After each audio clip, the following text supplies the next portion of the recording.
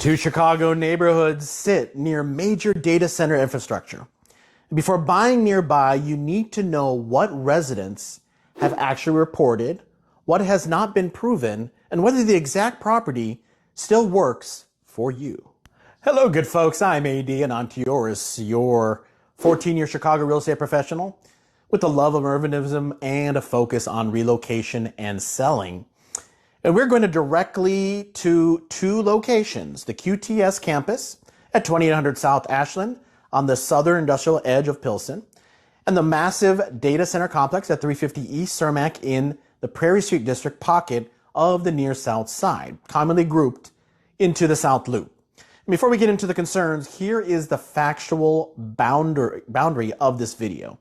I'm not claiming, this is important, that data centers cause personal or environmental harm, make either a neighborhood unsafe, or necessarily reduce the current or future value of neighborhood homes.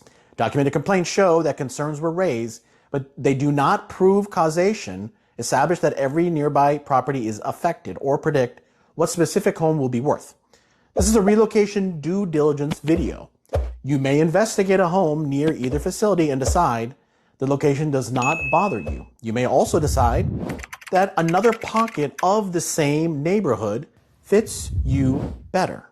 Well, let's start with Pilsen, because saying that Pilsen has a data center without explaining the geography would be misleading. The QTS campus at 2800 South Ashland near the Chicago River and the Stevenson Expressway along the southern industrial edge of the Lower West Side community area.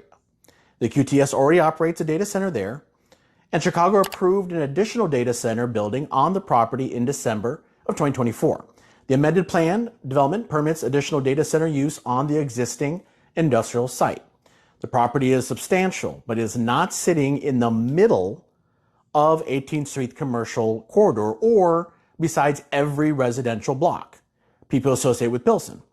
A home near Harrison Park, the 18th Street Pink Line, or the central and eastern residential portions of Pilsen can have a very different relationship to the campus than a property closer to Ashland, the river, and the expressway. The facility is real, and the expansion is approved, but the experience is not uniform across the neighborhood. Here's the important distinction in Pilsen. I did not find credible reporting showing a direct neighborhood campaign or repeated resident complaints specifically against a QTS operation at 2800 South Ashland. I'm not going to take concerns connected to another industrial site and pretend that they're complaints about QTS. The documented Pilsen issue is broader. Reuters reported in December 2025 that rising electricity demand from data centers contributed to market and grid conditions that made older peaker units more economically attractive to retain, including petroleum-fired units at the 5th site in Pilsen. Residents and environment AI advocates have already spent years opposing pollution connected to the former Fisk coal plant. That does not prove that the QTS campus caused pollution at a particular Pilsen home, and it does not establish an effect on property values. It means a relocation buyer may reasonably want to investigate an expanding industrial campus while also understanding Pilsen longer environmental justice history and larger electricity demand debate. At this block-by-block research is where a relocation consult can keep you from making a neighborhood decision based on one headline or one listing photo. If you're moving to Chicago, listen up, and are trying to balance transit, walkability, housing type, and nearby land use, use the link in the description or the QR code on the screen right now, and let's schedule a real estate consult. Schedule it with me. We can narrow your search to the blocks and the buildings that fit how you actually want to live. None of this means a buyer should automatically cross Pilsen off the list. Pilsen offers Pink Line access, the 18th Street commercial corridor, Chicago brick housing, restaurants, public art, Harrison Park, and relatively quick access to downtown. The practical question is not whether the listing says Pilsen, it's whether the home sits within Pilsen and what surrounds the entire address. Someone buying near 18th Street, Harrison Park, or the central and eastern residential blocks may experience a very different daily environment than someone looking closer to Ashland industrial corridor. Visit the property on a weekday, at night, and during a quieter weekend period. Stand outside without talking. Open the windows if permitted. Look from the unit, balcony, or roof deck. Identify truck access, mechanical equipment, and approved construction that could alter the view or traffic pattern. Alter the view. It's normal urban due diligence. It's not a declaration that one portion of Pilsen is bad or that the other portion is guaranteed to gain value. The Prairie District situation is more direct. Digital Realty operates the enormous data center complex at 350 East Cermak Road, near residential buildings in the near south side. In 2023, Prairie District residents opposed a proposal for another data center near 21st Street and Calumet Avenue. CBS reported that residents circulated a petition with more than 500 signatures. Residents interviewed by CBS described loud fans and alarms associated with the existing Cermak operation, and some said that the sound interfered with sleep. Tina Feldstein of the Prairie District Neighborhood Alliance said previous pressure had resulted in noise mitigation wall. Residents also raised concern involving building height, blocked sunlight, electrical demand, and environmental effects and proximity to the park. These are specific attributed resident accounts. They are not scientific conclusion that every nearby condo experienced the same conditions, and they do not provide what nearby property values declined. The reporting establishes what residents opposed in 2023, but I have not independently confirmed the current status of that exact 21st and Calumet proposal.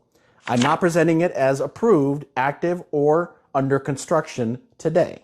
The Prairie District should not be reduced to 350 East Cermak. This near Southside pocket offers lakefront access, museum campus, historic Prairie Avenue homes, newer condominium inventory, and the Cermak McCormick Place Green Line Station, and quick access to the Loop.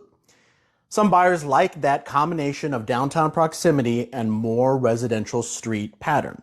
But here, building orientation matters. A condo facing the data center complex, its mechanical side, or a nearby development parcel may present a different experience than a home several blocks north, closer to Prairie Avenue, Indiana Avenue, or the lakefront side. Sound can also behave differently around large buildings, particularly at night when street noise drops. Visit the block during the evening, stand near the entrance, test the balcony or outdoor space if you're available. Ask the association whether owners have raised recurring noise, vibration, construction, or access complaints. That investigation might lead you to reject one building while still deciding that another Prairie District property is a wise purchase. Before writing an offer near either facility, complete 6 checks. Map the entire operating campus and any approved expansion, not just the street address or main entrance. Second, identify the location of the cooling equipment, backup generators, loading access, utility infrastructure, and construction areas. Third, visit more than one time, period, including evening and the surrounding traffic if it's quieter. Fourth, review zoning applications, plan commissions, materials, building permits, 311 records, automatic meeting documents. Fifth, ask the seller and the condominium association whether there have been recurring complaints involving noise, vibration, construction, traffic, or access. Sixth, separate documented complaint from a documented effect. A complaint is a reason to investigate. It's not automatic proof of harm. A future price decline or a condition at the unit you are considering. Where the data center sits on a map and where the home sits in relation to it are two different conversations. Pilsen and the Prairie District both offer real urban advantages, and neither should be reduced to a data center headline.